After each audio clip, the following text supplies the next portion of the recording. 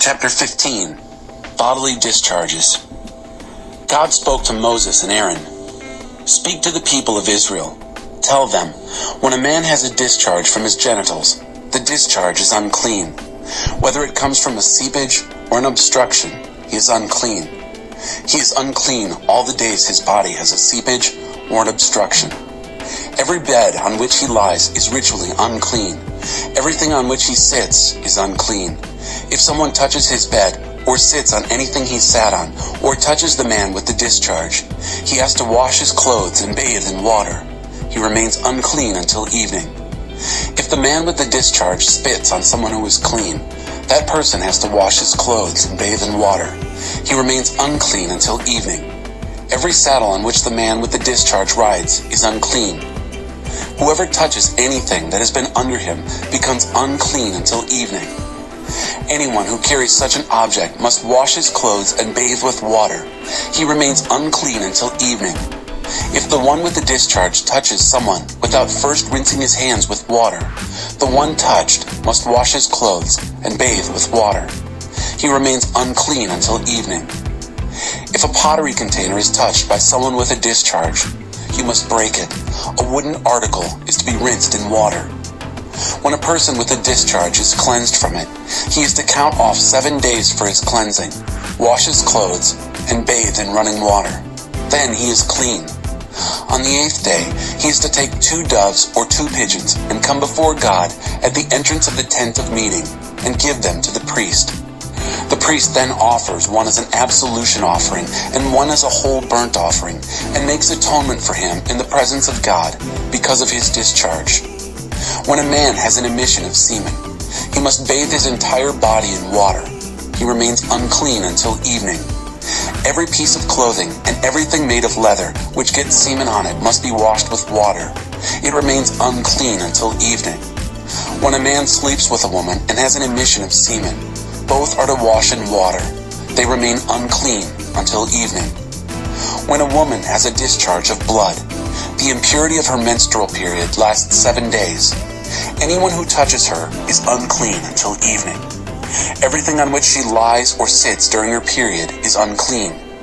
Anyone who touches her bed or anything on which she sits must wash his clothes and bathe in water. He remains unclean until evening. If a man sleeps with her and her menstrual blood gets on him, he is unclean for 7 days, and every bed on which he lies becomes unclean. If a woman has a discharge of blood for many days, but not at the time of her monthly period, or has a discharge that continues beyond the time of her period, she is unclean, the same as during the time of her period. Every bed on which she lies during the time of the discharge, and everything on which she sits becomes unclean, the same as in her monthly period. Anyone who touches these things becomes unclean, and must wash his clothes and bathe in water. He remains unclean until evening. When she is cleansed from her discharge, she is to count off 7 days. Then she is clean. On the 8th day, she is to take 2 doves and 2 pigeons, and bring them to the priest at the entrance to the tent of meeting. The priest will offer one for an absolution offering, and the other for a whole burnt offering. The priest will make atonement for her in the presence of God because of the discharge that made her unclean. You are responsible for keeping the people of Israel separate from that which makes them ritually unclean, lest they die in their unclean condition by defiling my dwelling, which is among them. These are the procedures to follow for a man with a discharge or an emission of semen that makes him unclean, and for a woman in her menstrual period. Any man or woman with a discharge, and also for a man who sleeps with a woman who is unclean.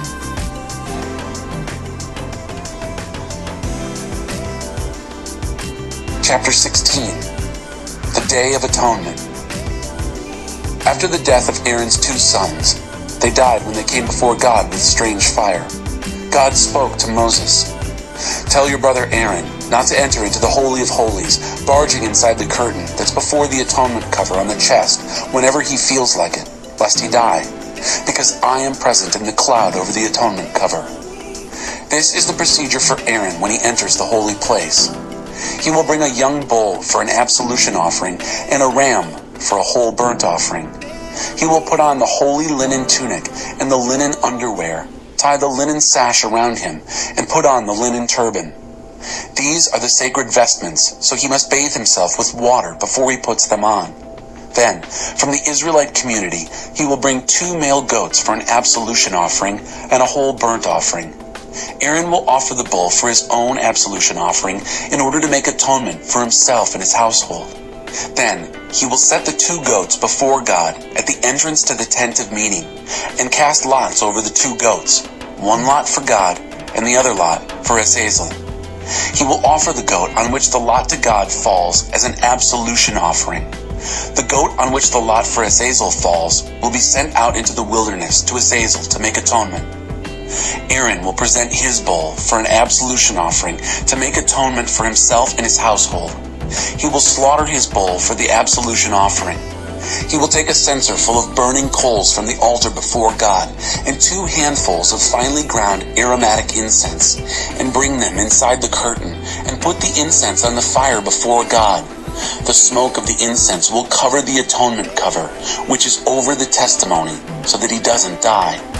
He will take some of the bull's blood and sprinkle it with his finger on the front of the atonement cover. Then sprinkle the blood before the atonement cover 7 times. Next, he will slaughter the goat designated as the absolution offering for the people and bring the blood inside the curtain. He will repeat what he does with the bull's blood, sprinkling it on and before the atonement cover.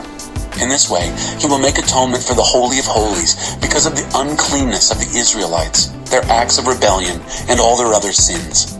He will do the same thing for the tent of meeting, which dwells among the people in the midst of their uncleanness. There is to be no one in the tent of meeting from the time Aaron goes in to make atonement in the Holy of Holies until he comes out, having made atonement for himself, his household, and the whole community of Israel. Then he will come out to the altar that is before God and make atonement for it. He will take some of the bull's blood and some of the goat's blood and smear it all around the 4 horns of the altar. With his finger, he will sprinkle some of the blood on it 7 times to purify and consecrate it from the uncleanness of the Israelites. When Aaron finishes making atonement for the Holy of Holies, the tent of meeting, and the altar, he will bring up the live goat, lay both hands on the live goat's head, and confess all the iniquities of the people of Israel, all their acts of rebellion, all their sins. He will put all the sins on the goat's head and send it off into the wilderness, led out by a man standing by and ready. The goat will carry all their iniquities to an empty wasteland.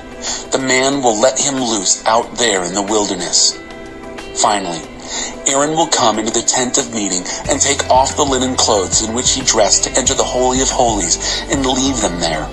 He will bathe in water in a holy place, put on his priestly vestments, offer the whole burnt offering for himself and the whole burnt offering for the people, making atonement for himself and the people, and burn the fat of the absolution offering on the altar.